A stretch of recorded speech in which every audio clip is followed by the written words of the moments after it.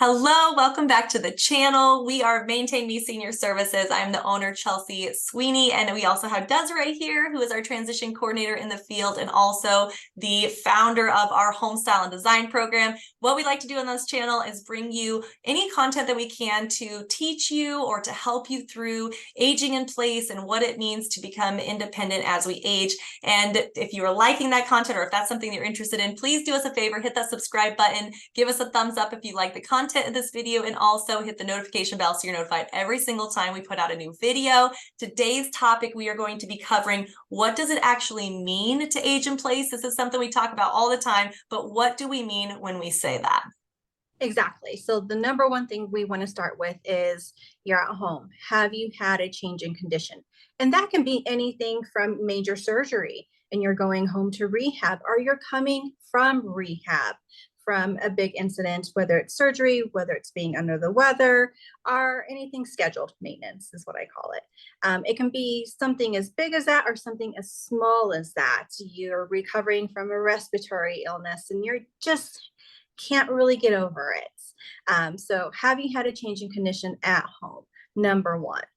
Okay, the second thing too is going to be, what does my family support, or what does my support currently look like? Because this is going to play heavily into the next step. So this is, do I live with family members that could supplement or help me when I need it? Do I have neighbors nearby that are willing to take out the trash if that becomes hard? Do I have friends that like to come over and this is something we've been doing for long periods of time, and that they could do a little something while they're there that would make your life easier? So evaluating what we have already is something that I think is really important, so that when we're starting to look at the next step, we have a good understanding of what our kind of base support system looks like. Now, don't get discouraged. Not everybody has the support system. You know, some of us are feisty and we've outlived all of our support system, and that is who we are. And that's kind of all we have. And that's okay, because we're going to go into the third thing here shortly, but understanding and also maybe having those difficult conversations with the family support or support that we think we have,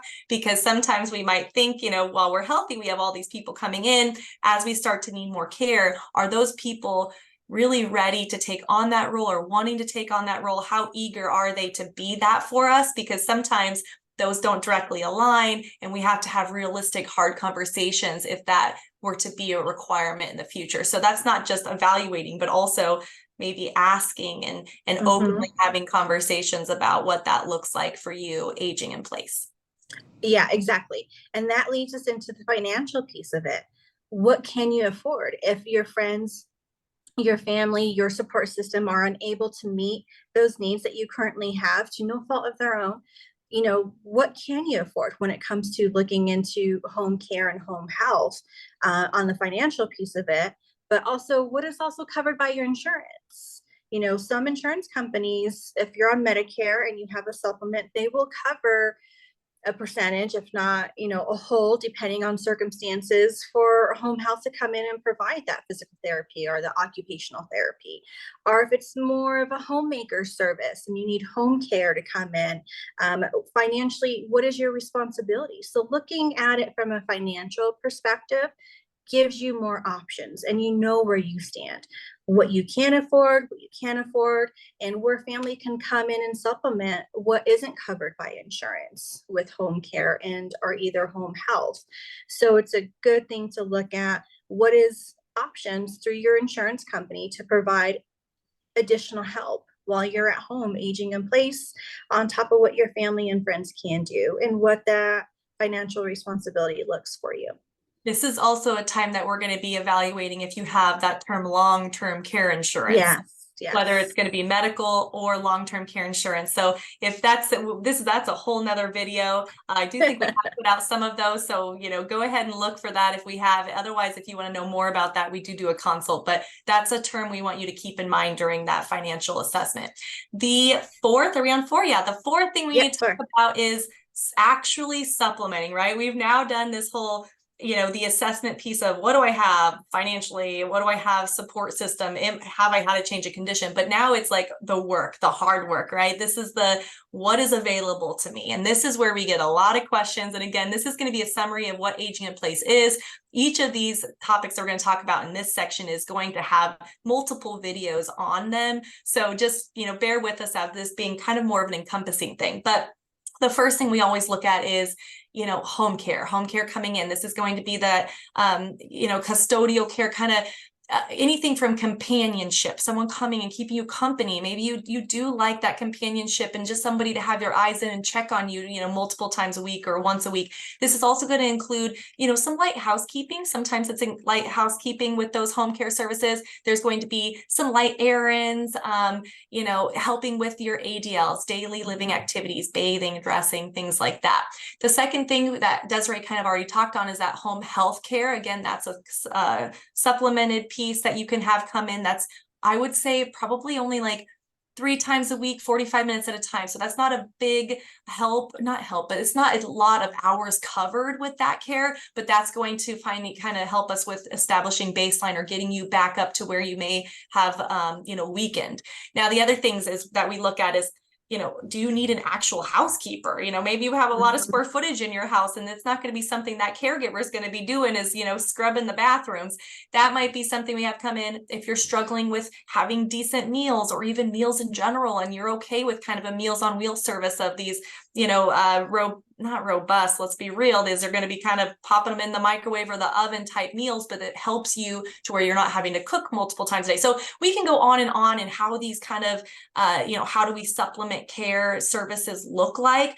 But the one big thing we have to talk about is we've talked about what it costs. What we need to figure out is kind of that tilting point. And that's going to be, am I paying for these services thousands of dollars? And am I getting what I'm paying for? Or do I need to evaluate the setting? And this is where a lot of people are like, oh, I'm out, Chelsea. I don't want to hear about this. I don't want to talk about this. That's fine. But this is, as an expert, we'll come in and say, are you getting your bang for your buck at home? Yep.